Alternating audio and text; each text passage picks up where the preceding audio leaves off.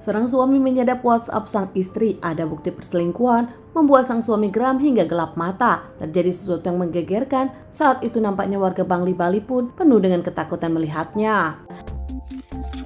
Kisah nyata yang aku ceritakan kali ini terjadi di Pulau Dewata. Seorang laki-laki berusia 47 tahun bernama Ketut Mahardana.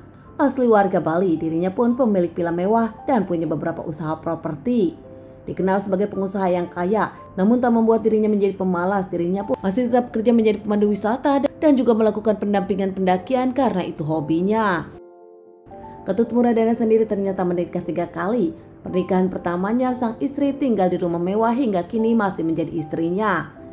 Di pernikahan keduanya tak lama sang istri pun meminta cerai karena ternyata sang istri dari pernikahan kedua merasa sering cekcok dan tak bisa nyaman lagi hingga akhirnya memilih cerai. Kemudian di pernikahan ketiga menikah dengan Jero Epra tinggal di kos-kosan milik Ketut saat itu. Di sana Jero Epra dengan Ketut pun tinggal bersama anak mereka. Bahkan Jero Epra pun kerap memamerkan kehidupannya bersama sang suami. Terlihat di sosial media sering mesra bahkan dengan penuh kebahagiaan. Jero Epra sendiri sebagai sang istri aktif dalam main sosial media. Namun ternyata yang terlihat bahagia dan mesra di sosial media berbanding terbalik dengan kehidupan nyatanya. Ternyata Ketut sang suami sendiri sibuk bekerja menjadi pemandu pendakian, mengingat itu adalah pekerjaan dan juga hobi Ketut. Membuat Jero Epra sang istri merasa kesepian karena sang suami kerap mendaki.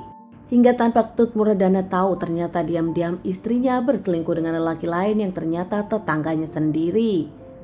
Jero Epra berselingkuh dari Ketut dan sering melakukan hubungan dengan tetangganya di belakang Ketut sang suami.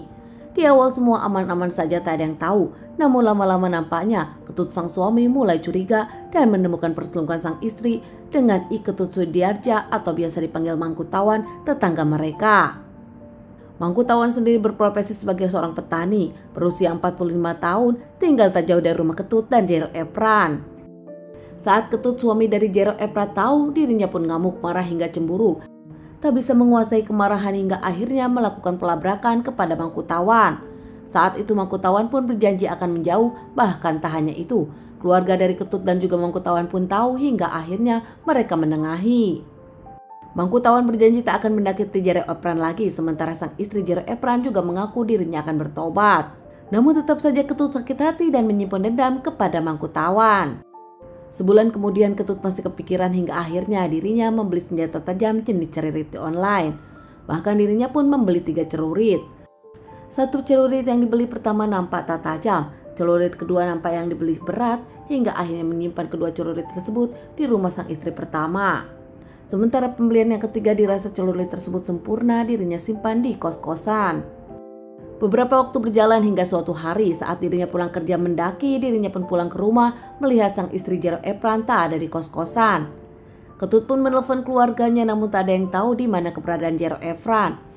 Hingga Ketut Mahardana nampak ngamuk mencurigai sang istri ada di tempat Mangkutawan. Diselidiki diam-diam ternyata benar saja, dirinya melihat sang istri menggunakan motor Mangkutawan dan pulang ke kos-kosannya.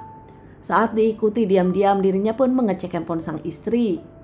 Melihat ternyata benar sang istri Jero Epra masih berhubungan dengan Mangkutawan. Ketut yang kesal langsung menyadap handphone sang istri dan tak lama Ketut pun sering memancing dengan membaca bahkan membalas chattingan perselingkuhan sang istri. Hingga suatu hari dalam chattingan tersebut Ketut pun menanyakan di mana keberadaan Mangkutawan. Mangkutawan pun menjawab di mana keberadaan dirinya. Dengan pikiran chattingan saat itu Mangkutawan pun sedang berchattingan dengan Jero Epra. Ternyata saat itu chattingan dengan Ketut yang sudah menyadap handphone sang istri.